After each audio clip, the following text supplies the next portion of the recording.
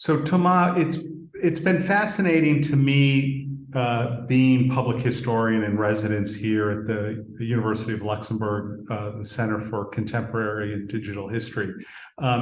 Really eye-opening about the ways in which international public history is really pushing the field forward.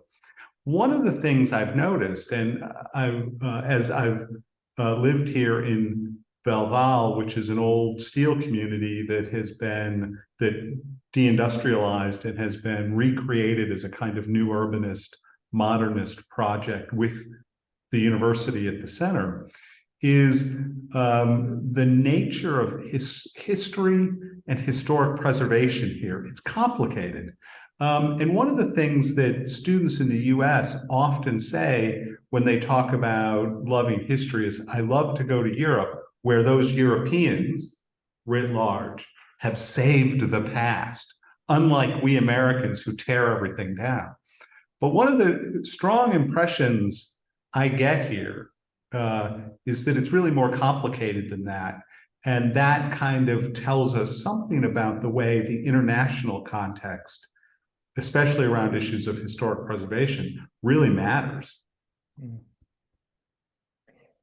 Yeah, and that's part of the constant discussions that we have, Mark and I, about different approaches of public history. And historic preservation was something I was struck by when I moved to the US, coming from Europe to Louisiana first and then Colorado.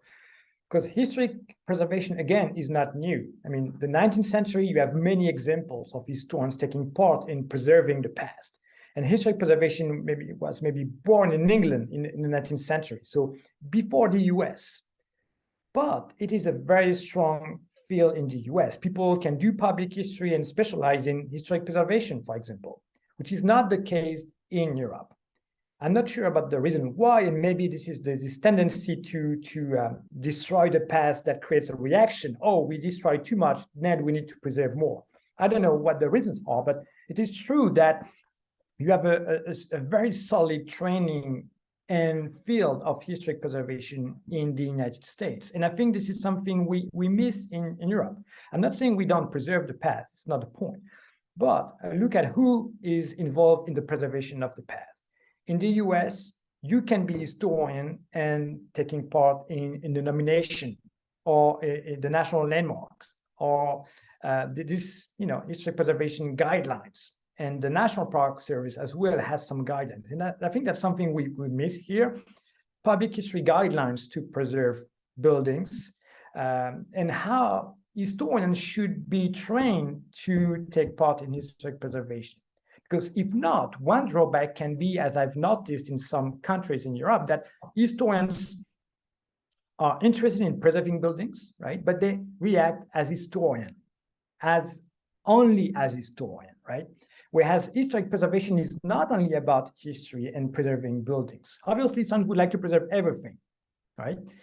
Historic preservation is about rules and guidelines on what to preserve and how to preserve it. And I think having a training about that and how historians could work with architects, with lawyers, with tax, because that's also part of the law in the US, Section 106 and tax credit, is something that is incredibly complex.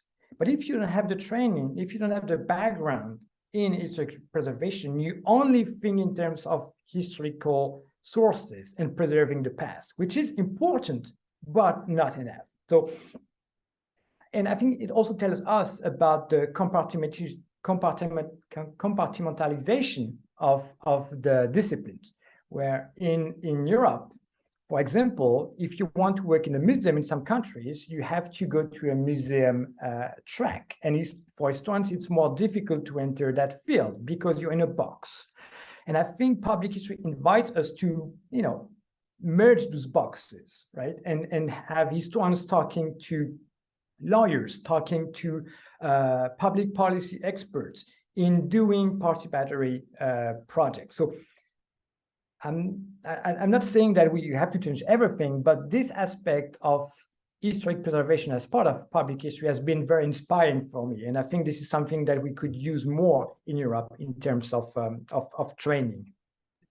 Yeah, that's absolutely fascinating. And I get a sense that there may be a deeper sense of the historical fabric, and yet its historians do not seem to be at the center of the discussion or even very prevalent. Maybe planners have more power here. Again, not really sure. What do you where do you think if you actually have a view on this, the center of any preservation movement in Europe lies? Is it in the planning community, the architectural community, in the governmental sector? I don't know. It's a difficult question because it really depends the context. In each country, each city has a very different political context. Where I am in Luxembourg, you have a strong pressure from investors and planners because of the price of the market, right?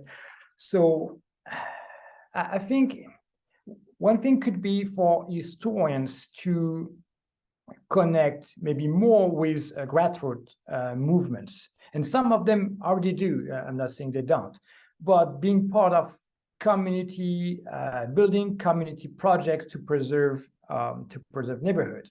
And that's maybe another difference between some countries in Europe and the US, the significance of communities. Right? Communities are a big word and a buzzword in the US, in some Anglo-Saxon countries, much less in some European countries, in which the community is not an actor, is not seen as an actor in the process.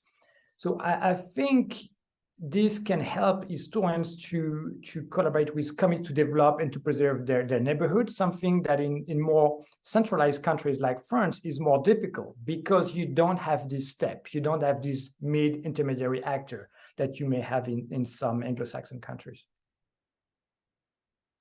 Yeah, that's a great observation, because this emphasis on community has become really important in the historic preservation movement, which has, of course, moved away from working with elites, just working with elites to preserve more the stories and buildings of the powerful in the United States. So thank you for that. Lots of insights there. I think lots of interesting space for growth in the field as well. So we'll turn to our last question next. Thank you so much, Thomas.